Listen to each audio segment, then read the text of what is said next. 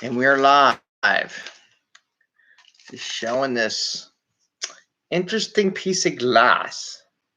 Oh, by the way, it's 5 a.m. Mester Scrum Show. I'm Greg Mester, Scrum Master and Agile Coach. And it's got notification. Remember, when you ring the bell, not once, but twice, you get notification when we go live. It's a Saturday. Enjoying my morning here. Took dogs out just after a big storm, so they're all resting and walking around, getting exercise, listening to the birds chirp real early in the morning. And so today I want to talk about two things. One, have you ever heard, and I'm holding up the telegraph insulator, and we'll talk about this in a minute. You heard the saying, I'll know it when I see it. So we're going to talk about that a little bit, an experience I had, and go through that process. Also, we're going to do Fortune Cookie Saturday. Hey, because I didn't do the show past 2 days, and I'll tell you why on that one too. So anyway, 5 a.m. Mester Scrum Show. I am Greg Mester, Scrum Master and Agile Coach. And here on the 5 a.m. Mester Scrum Show, we talk about Scrum and Agile in a practical and tactical way, getting value to your customer, not working crazy hours because people are nuts, and getting home to family and friends, having some fun, have fun at work, right? Try to enjoy life. So didn't do a show past 2 days because so I'm switching jobs again. I got a good opportunity to go to, so I'm going to take it. And I put my resignation in on Wednesday. So yeah, Thursday and Friday were kind of a little crazy. So I didn't get up early enough. I was trying to close out stuff, do things, get things ready, getting through that stress point. And we could talk about that later as the stress of changing jobs. But you got to have a positive attitude what you want to do. So that was my Thursday and Friday. That's my excuse for not doing the show past 2 days. So I want to make sure I did the show today.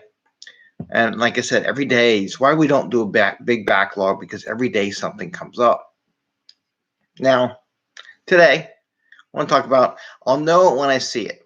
How many times do you build something for a customer and until they see it, they don't know that's what they wanted, or they told you exactly what they wanted to build and you built to the letter of the specification, design, whatever, to what they said they wanted. But once they saw it, that wasn't what they wanted, right? And that's part of it. And that's why that's why you want to get stuff into the front of the customer and get feedback loops. People are, well, what do we need to do? Reviews. Why do we want to review the customer? Why do we want to meet this customer? Because they're not going to know what it is, what they want until they see it. And I'm holding up this little glass insulator. It's pretty cool. I stole this from my son's desk because when we do the train thing, we go out and we always look for stuff. And he likes trains. He thought this insulator was just pretty cool. It's heavy.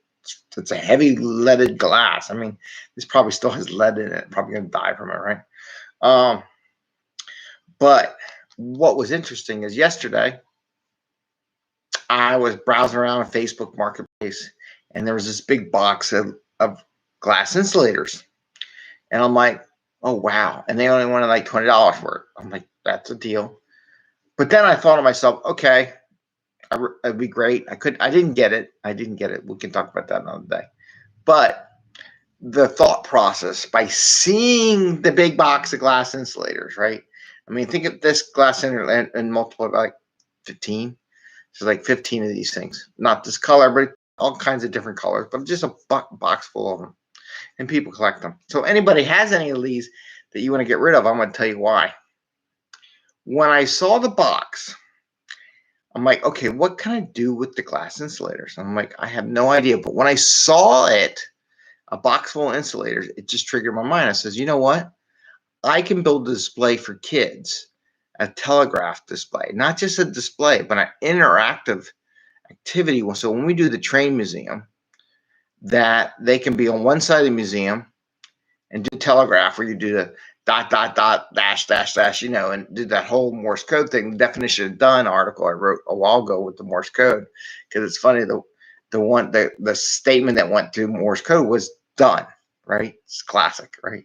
So, but have these insulators go up through the building, right, all the way around to the other side, where there'd be another telegraph on the other side of the museum.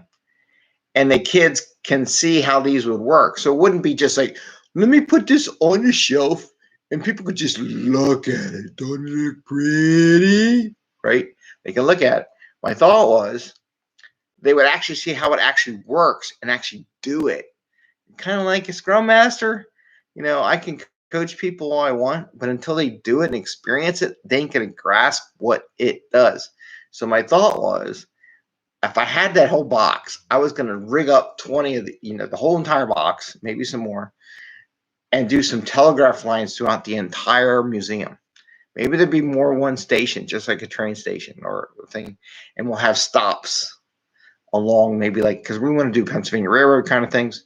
Maybe there'll be different stations along the Pennsylvania Railroad, and then you can put messages out to people, right? We'll figure out something. But I thought it would be interesting. But until I saw that box of 20 of these things, I had no idea that was an idea in my head that would manifest itself into that kind of interactive display. So there's a case where until I saw it, I didn't know what I wanted, right? Or wanted to do, or my goal. So sometimes getting those draft versions of what you build to the customer generates these ideas. So I just want to pass that as an example. Always try to come up with different examples for different things and how stuff we do in Scrum works and helps you out. And that's legit. People are like, what are you doing? It's like, yeah, it's everywhere, man. Every book I've read lately, it's all in there. All the Agile stuff, the principles, the visuals, everything. So again, picture this glass insulator. Picture a box of 20 of these. Once I saw it, I'm like, what can I do with that? And it generated a bunch of ideas. That's the same thing a sprint review is supposed to do. Customer's supposed to see it and go, oh, okay.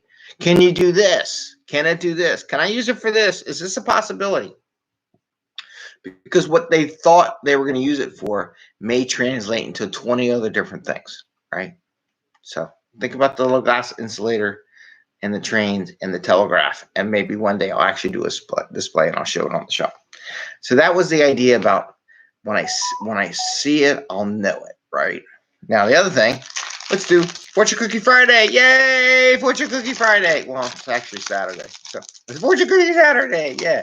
So in this Fortune Cookie, keep it short, there is a message from an Agile consultant, Agile accountant out there that's going to tell us that we have to apply something that's in here on this message to Agile and Scrum. So I'm opening up the Fortune Cookie, and we'll either apply it to Agile, Scrum, or the show or something. So let's see what it says. Take my glasses off so I can read it. All right. A minute of time is worth more than 1 ounce of gold. Wow. I love that one. A minute of time worth more than 1 ounce of gold. So let's think about that. Why is a minute of time worth more than 1 ounce of gold? I can go so many places with this. Now, I don't think the show had anything, today's show with the insulators had anything to do with time. However, what I would add is that when we do daily Scrum, when you get people, so if you're wasting time, people aren't going to attend your ceremonies. We talk about that a lot. And I work with teams about, when I start off with something, they have I don't know who train these people. They got hour-long, half-hour-long daily Scrums. I'm like, what are you doing? What are you talking about for a half hour? There's only 5 of you. You're just all over the place. So no one attends these things. Same thing with sprint planning, right? They're in there 2 hours trying to solutionize. The customer's gone.